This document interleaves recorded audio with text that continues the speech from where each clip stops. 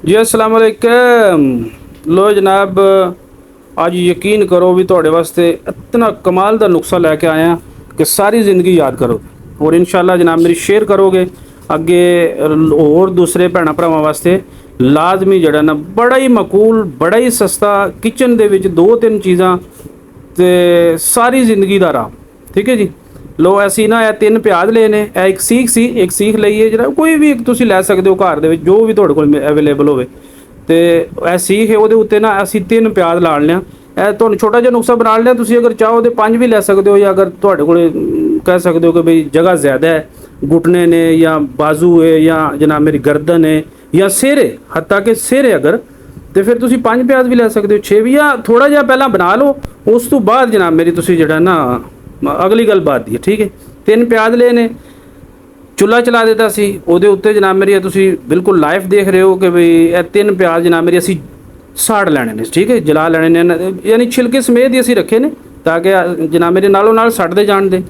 और यकीन करो कि अल्लाह जानदा जी आजमाया भी है और ਤੁਹਾਡੇ वास्ते स्पैशल जनाब मेरी मैं बड़ी दूर गया सी और असी 2-3 नुस्खे लैके आए हैं। सब तो सस्ता और सब तो छोटा जिहा सी ते मैं सब तो पहला असी जनाब मेरे अपने लगदियां वास्ते ना इहनूं आजमाने आ। ते मैं पहले एक बार बना के वैसे चैक कर चुके हैं तो इस तो बाद जनाब मेरी मैं क्या भी हुण ये बनदा है कि असी जनाब मेरे सारे अपने दोस्तों वास्ते अपने लगदियां वास्ते जनाब मेरी जिहड़ा ना ये बनाइए और उन्होंने दसीए ताकि उन्होंने भी फायदा हो सके। तो जिहड़ा जिहड़ा भैन भरा देख रहा है वो लाजमी अगे शेयर करे ताकि अगर चोनू जरूरत नहीं तो किसी होर भैन भरा को जरूरत होवे तो आसानी नाल अपने घर बना ले। ठीक है, तो 100% जनाब मेरी आजमाया जे कि बई इन्हां तिन्नां नूं असीं जला लिया और बिल्कुल तुसीं देख रहे हो कि बई जिहड़ा ना आखिर तक तकरीबन उतले 2 छिलके जिहड़े ना वो जल जाने चाहिए ने ताकि अंदर गल जाए। ठीक है, ਇਹਦਾ गलना लाजमी है ताकि थोड़ा नरम भी हो जाता ना। फिर कई दोस्तों ने इस तरह किया भी होगा शायद बचपन में या पहला करे अज तो 5-10 साल पहला। तो और उस तो बाद जनाब मेरी असी ला लिया, ला के यह काला जिहड़ा ना उतला 2 छिलके इनू असी ला लेना। ठीक है जी, ला के बिल्कुल अंदरों देखो साफ सुथरा जनाब मेरी निकल आया। ठीक है, इनू ला के बिल्कुल आसान है, कोई एवं मैं कहना कि तकरीबन 10 चलो 15 ला लेने 15 मिनटां दी विच तुहाडा जनाब मेरी किधरे भी दर्द होवे, घुटने का दर्द होवे, मोंडे ते बाजू ते कोहनी च किधरे भी सिर दर्द होवे तो भी जनाब मेरी जड़ा ना बिल्कुल आसान सस्ता और मकूल जिहा जनाब मेरी इलाज तुहानूं दस्सण लिया। ਇਹ ਅਸੀਂ ਤਿੰਨੇ ਪਿਆਜ਼ ਜਿਹੜੇ ਨਾ ਇਹਨਾਂ ਨੂੰ ਛਿਲਕਾ ਉਤੋਂ ਲਾ ਲੈਣਾ, ਲਾ ਕੇ ਤੇ ਫਿਰ ਅਸੀਂ ਨਾ ਇਹਨਾਂ ਨੂੰ ਕੱਟਣ ਲਿਆ। ਠੀਕ ਹੈ ਜੀ, मैं ਤੁਹਾਨੂੰ ਸਾਰਾ ਇਸ ਵਾਸਤੇ ਦੱਸ ਰਿਹਾ ਤਾਂ ਕਿ ਕੋਈ ਵੀ ਬੰਦਾ ਇਹ ਗਲਤੀ ਨਾ ਕਰੇ ਕਿ ਬਈ ਇੱਥੋਂ ਸਮਝ ਨਹੀਂ ਆ ਰਹੀ। ਠੀਕ है, बिल्कुल सामने सामने ਤੁਹਾਨੂੰ बिल्कुल करीब ਤੋਂ मैं दिखा ਰਿਹਾ और इंशाल्लाह यकीन करो भी ਤੁਸੀਂ ਇੱਕ ਵਾਰੀ ਇਹ ਲਾਜ਼ਮੀ ਕਰੋ। ਮੇਰੇ ਕਹੇ ਤੇ ਕੋਈ ਖਰਚਾ ਵੀ ਨਹੀਂ ਹੈ ਤੁਹਾਡੇ, ਸਮਝ ਲਓ 20-30 ਰੁਪਏ ਵੀ ਨਹੀਂ ਲੱਗ ਰਿਹਾ ਤੇ ਤੁਸੀਂ 30,000 ਵੀ ਲਾ ਛੜੋ ਤੇ ਨਾ ਤੇ ਤੁਹਾਨੂੰ ਜਨਾਬ ਮੇਰੀ ਜਿਹੜਾ ਨਾ ਇੰਨਾ ਫਰਕ ਨਹੀਂ ਪੈਣ ਲਿਆ ਜਿੰਨਾ ਇਹ 30 ਰੁਪਏ ਨਾਲ ਪਵੇਗਾ।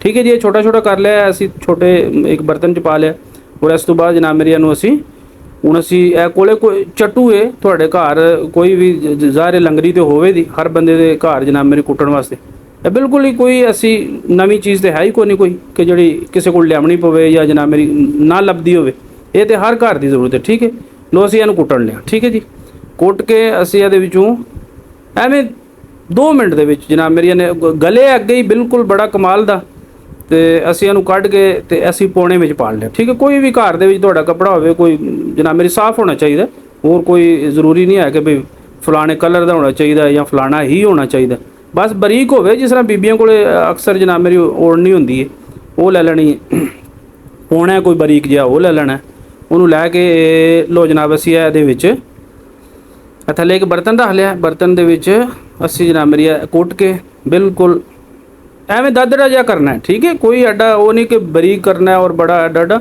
ਬਸ ਇਹ ਦਰਦਰਾ ਜਿਹਾ ਕਰ ਲਿਆ ਤਾਂ ਕਿ ਪਾਣੀ ਵਿੱਚੋਂ ਨਿਕਲਣਾ ਨਾ ਅਸੀਂ ਕੱਢਣਾ ਇਹਦਾ ਵਿੱਚੋਂ ਮਕਸਦ ਪਾਣੀ ਹੈ। ਇਹ ਲੋ ਜਨਾਬ ਇਹ ਪਾਣੀ ਨਿਕਲ ਆਇਆ ਬਿਲਕੁਲ ਜਨਾਬ ਮੇਰੀ ਇਹਦਾ ਕਲਰ ਤੇ ਹੈ ਇਸ ਤਰ੍ਹਾਂ ਹੀ ਹੁੰਦਾ ਕਿਉਂਕਿ ਨੈਚੁਰਲ ਹੈ। ਤੇ ਇਹਨੂੰ ਨਿਚੋੜ ਲੈਣਾ ਇਸ ਤਰ੍ਹਾਂ 10-15 ਮਿੰਟ ਦੀ ਸਾਰੀ ਗੱਲ ਹੈ ਔਰ ਸਾਰੀ ਜ਼ਿੰਦਗੀ ਦਾ ਆਰਾਮ। ਦੇਖੋ ਜਨਾਬ ਮੇਰੀ ਕਿਸ ਤਰ੍ਹਾਂ ਇਹਦੇ ਚੋਂ ਨਿਕਲਦਾ ਪਿਆ ਪਾਣੀ ਕਿਉਂਕਿ ਉਹ ਗੱਲੇ ਹੈ ਨਾ ਸਾਰਾ, ਉਹ ਅਸੀਂ ਕੁੱਟ ਲਿਆ ਥੋੜ੍ਹਾ ਜਿਹਾ ਦਰਦਰਾ ਜਿਹਾ ਕਰ ਲਿਆ ਤੇ ऐसी जनाब मेरी बर्तन च पा लिया। ऐ सरियों का तेल कमाल चीज़ है जनाब मेरी, सरियों का तेल यकीन करो जैतून के तेल तो भी ज़्यादा कमाल है। ਜੇ ਅਗਰ ਇਹਨੂੰ ਯੂਜ਼ ਕਰਨਾ, ਇਸਤੇਮਾਲ ਕਰਨਾ ਤੁਹਾਨੂੰ ਆ ਜੇ ਨਾ, ਤੇ ਸਰੋਂ ਦਾ ਤੇਲ ਜ਼ੈਤੂਨ ਤੋਂ ਵੀ ਉੱਤੇ ਜਨਾਬ ਮੇਰੀ ਮਾਨੀ ਰੱਖਦਾ ਹੈ। ਲੇਕਿਨ ਮਕਸਦ ਹੈ ਕਿ ਵੀ ਇਹਨੂੰ ਇਸਤੇਮਾਲ ਕੀਤਾ ਜਾਏ। ਕਿਸ ਤਰ੍ਹਾਂ ਕਰਨਾ ਹੈ? ਤਕਰੀਬਨ 4 ਚਮਚ ਮੈਂ ਅੰਦਾਜ਼ੇ ਨਾਲ ਕਹਿ ਰਿਹਾ, 4 ਤੋਂ 5 ਚਮਚਾ ਪਾਣੀ ਨਿਕਲਿਆ ਸੀ, ਤੇ 4 ਚਮਚਾ ਮੈਂ ਜਨਾਬ ਮੇਰੀ ਤੇਲ ਦੀਆਂ ਪਾ ਲਈਆਂ। ਠੀਕ ਹੈ, ਬਰਾਬਰ ਮਕਦਾਰ ਨਾਲ ਪਾ ਲੈਣਾ। ਠੀਕ ਹੈ, ਔਰ ਇਹਨੂੰ ਮਿਕਸ ਕਰ ਲੈਣਾ। ਕੋਈ ਇਹਦੇ ਵਿੱਚ ਫਾਰਮੂਲਾ ਐਸਾ ਨਹੀਂ ਹੈ ਨਾਯਾਬ ਕਿਸਮ ਦਾ ਜਿਹੜਾ ਹੋ ਨਹੀਂ ਸਕਦਾ। ਦੇਖੋ, ਯਕੀਨ ਕਰੋ ਵੀ ਐਡੀ ਕਮਾਲ ਦੀ ਇਹ ਚੀਜ਼ ਬਣ ਗਈ ਹੈ ਕਿ ਬਈ ਇਹ ਗੰਢੇ ਦਾ ਜਿਹੜਾ ਪਾਣੀ ਹੈ ਨਾ, ਇਹਦੇ ਵਿੱਚ ਹੀ ਸਾਰੇ ਵਿਟਾਮਿਨਸ ਨੇ, ਔਰ ਇਹਨੇ ਹੀ ਤੁਹਾਡੇ ਕਿਸੇ ਵੀ ਜਗ੍ਹਾ ਦੇ ਉੱਤੇ ਜਿਹੜਾ ਦਰਦ ਹੈ ਨਾ, ਇਹਦੀ ਤੁਸੀਂ ਮਾਲਿਸ਼ ਕਰਨੀ ਹੈ। ਠੀਕ ਹੈ, ਇਹ ਥੋੜਾ ਜਿਹਾ ਬਣਾਇਆ ਇਸ ਵਾਸਤੇ ਕਿ ਤੁਹਾਨੂੰ ਆਸਾਨੀ ਨਾਲ ਪਤਾ ਚੱਲ ਜੇ।